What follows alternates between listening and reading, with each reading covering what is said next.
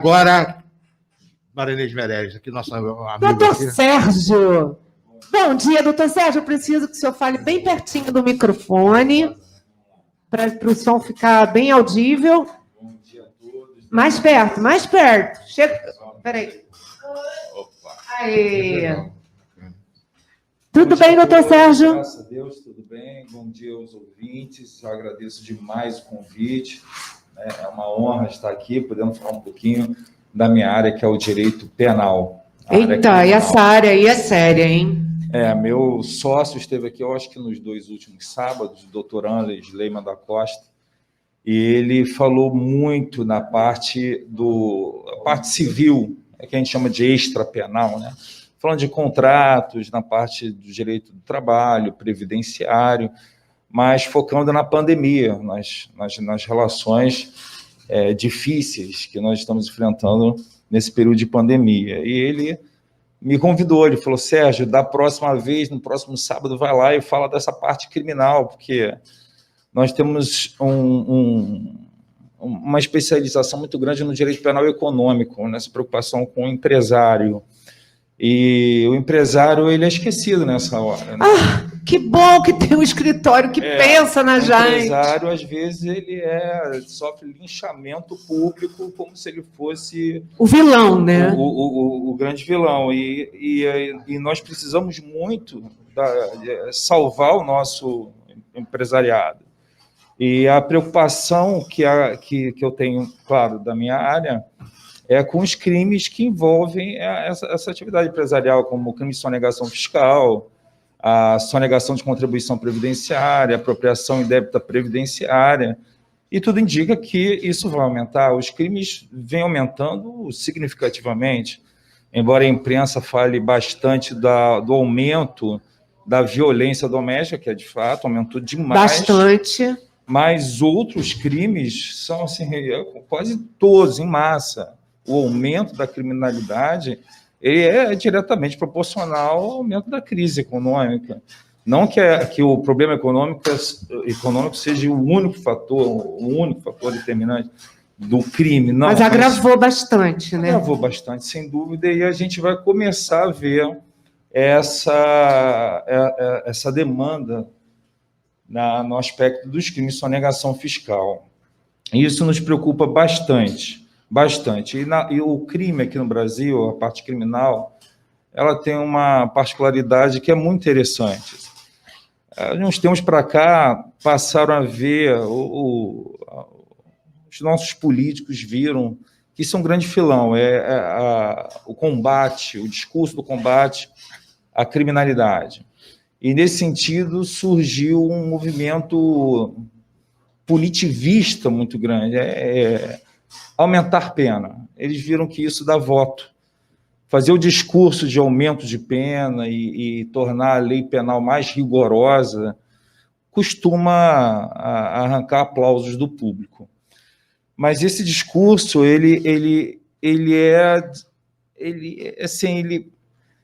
não é exatamente a verdade, porque nós aumentamos as penas, nós endurecemos a legislação penal, o público aplaude como se fosse o único remédio contra a criminalidade, mas, ao mesmo tempo, o legislador cria uma série de mecanismos para que as pessoas não ingressem no sistema prisional e, quando chegam a ingressar, que saiam quanto antes. Só que essas leis, elas são feitas na calada da noite. O que fazem para chamar muita atenção é o aumento das penas e aumento do número de crimes.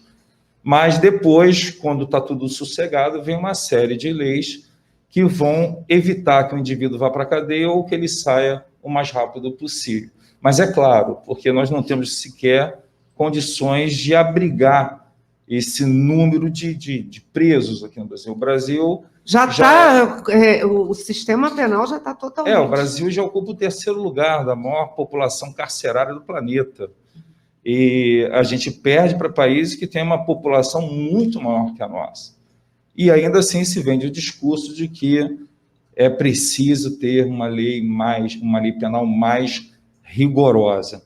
Então a gente acaba adotando como não suportamos essa política, nós, inevitavelmente, acabamos criando sistemas que vão tirar o indivíduo, ou evitar, dificultar o seu ingresso, ou liberá-lo o mais rápido possível, que a gente chama dos modelos do front door, o back door, é assim, mecanismo para que ele não entre e, se entrar, que saia o quanto antes.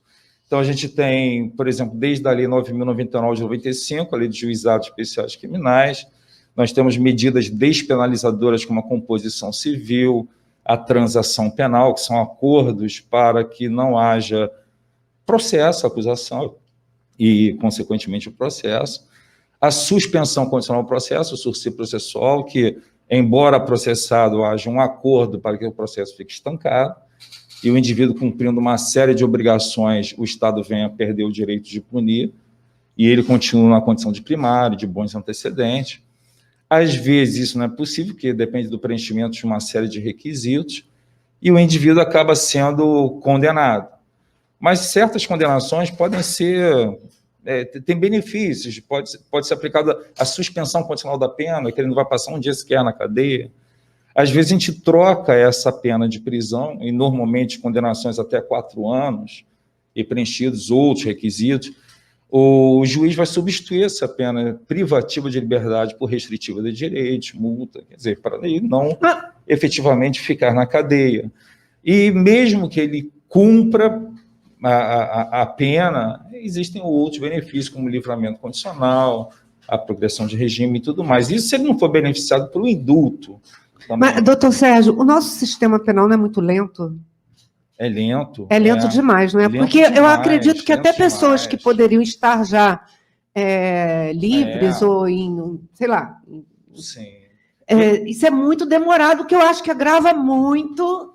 né, o nosso sistema penitenciário. Né? Lento e com lentidão não se faz justiça. Agora, no aspecto no empresarial, que é o que principal, a minha proposta aqui, nesse pequeno tempo que a gente tem para falar de um assunto extremamente complexo... Nossa, né? Demais, por isso você tem que voltar, né? Já sabe.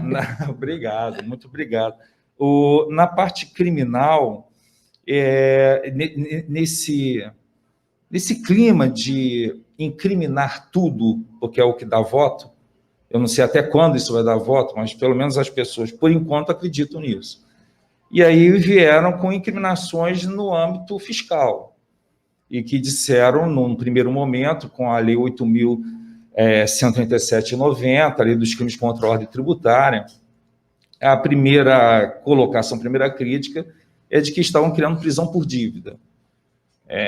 Suprimir ou reduzir tributo, contribuição social, aí a pena 2 a 5 anos. E a resposta dos tribunais superiores foi de que isso daí não era uma prisão por dívida. Uma prisão por dívida vai ferir a Constituição. Não era a prisão de um mero devedor, mas sim do estelionatário do fisco, aquele que aplica fraude para não pagar nada ou pagar menos do que deveria ter sido pago. Só que essa tese, embora muito bem colocada, de não se trata de prisão por dívida, porque isso iria afrontar a Constituição, mas sim prisão do estelionatário do fisco, essa tese ficou bastante enfraquecida a partir do momento em que começaram a criar uma série de leis para obrigar o sujeito ao pagamento. Por exemplo, o sujeito aplicou uma fraude, teoricamente cometeu o crime de sonegação fiscal.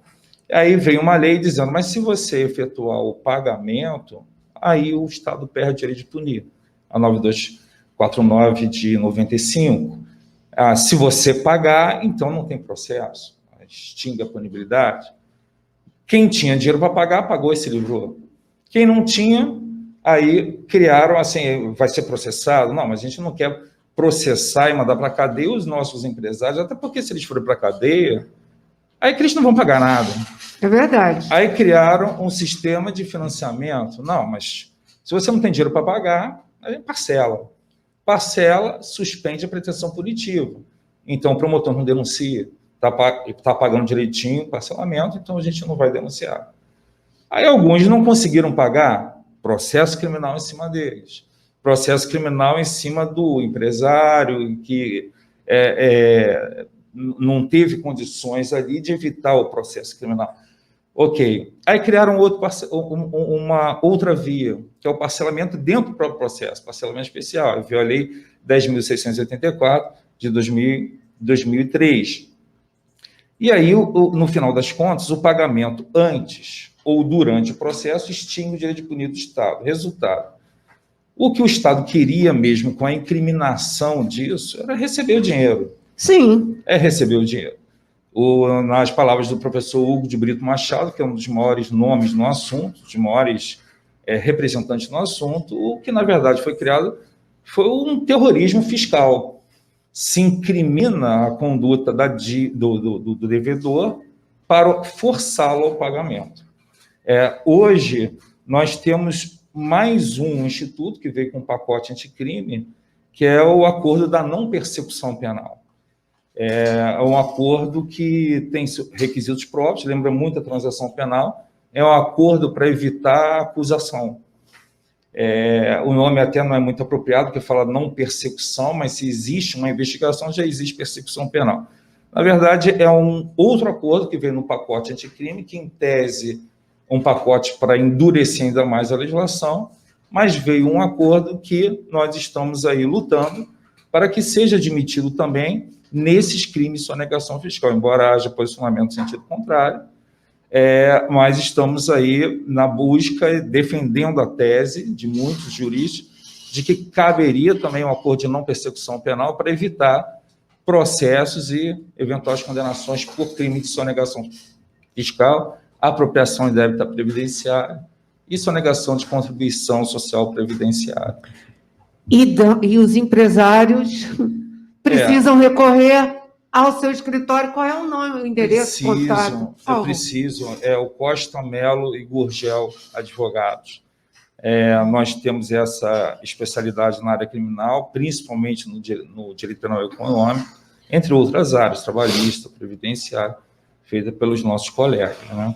Telefone?